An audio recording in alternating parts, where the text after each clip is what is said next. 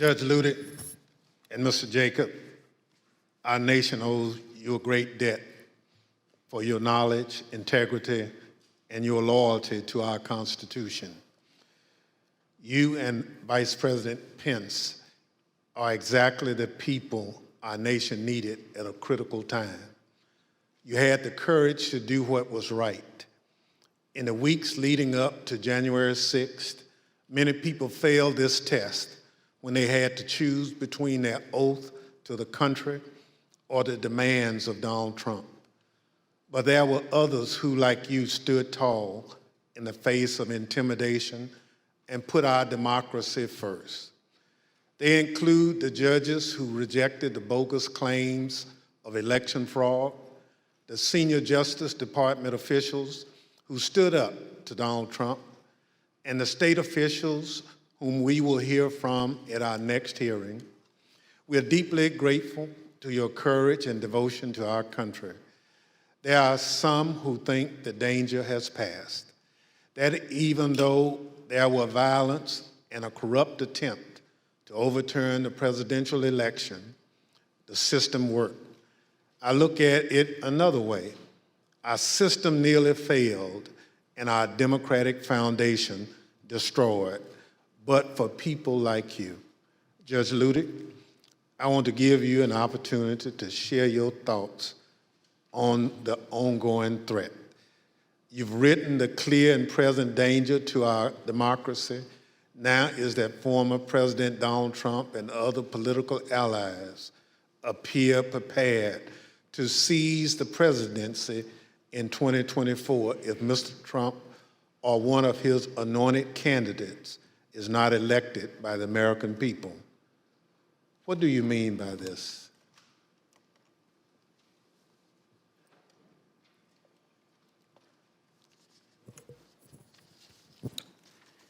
Mr. Chairman, I'm honored beyond words by your words. I was honored on January 6, 2021,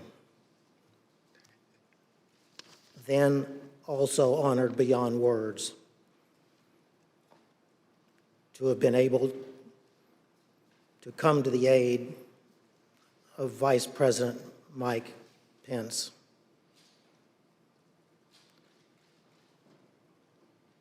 I prayed that day, just like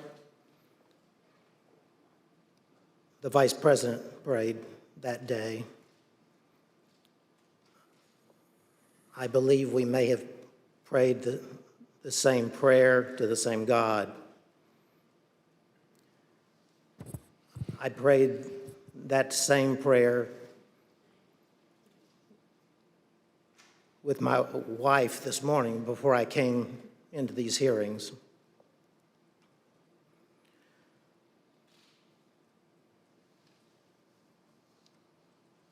I have written, as you said,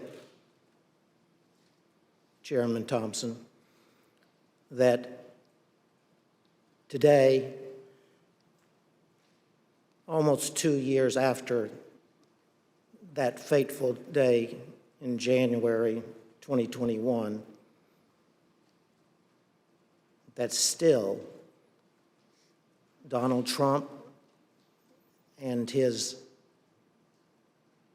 allies and supporters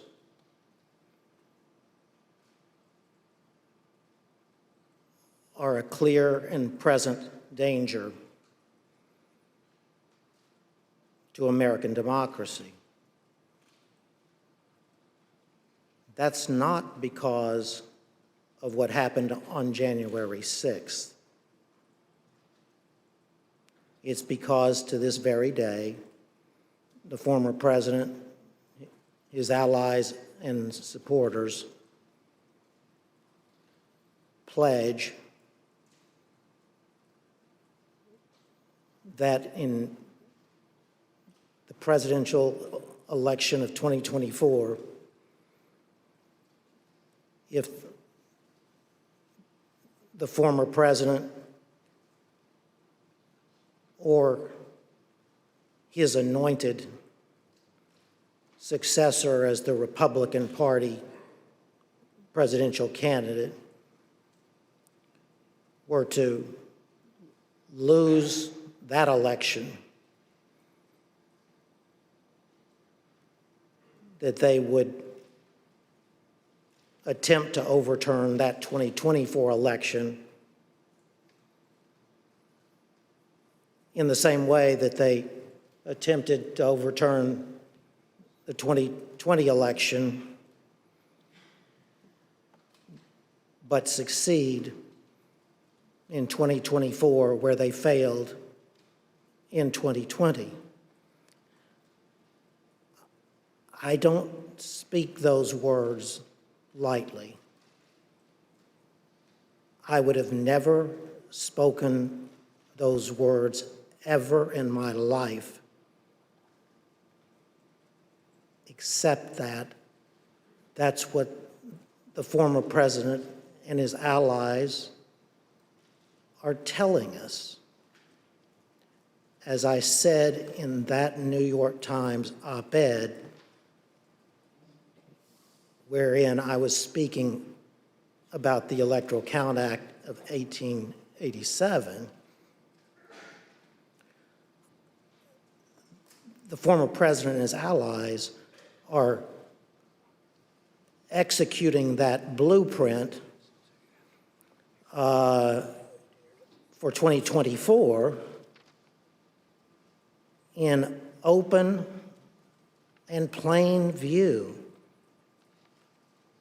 of the American public. I repeat, I would have never uttered one single one of those words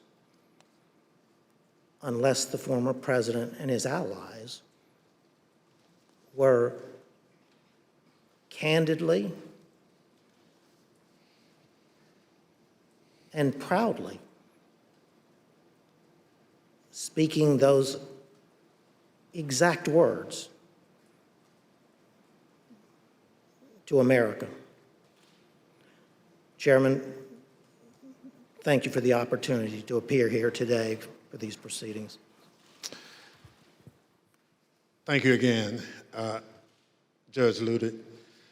As a part of the Select Committee's charge to make recommendations that are informed by other investigative findings, we will be reviewing the views shared by Judge Ludick and other experts on potential improvements to the Electoral Count Act, among a range of other initiatives.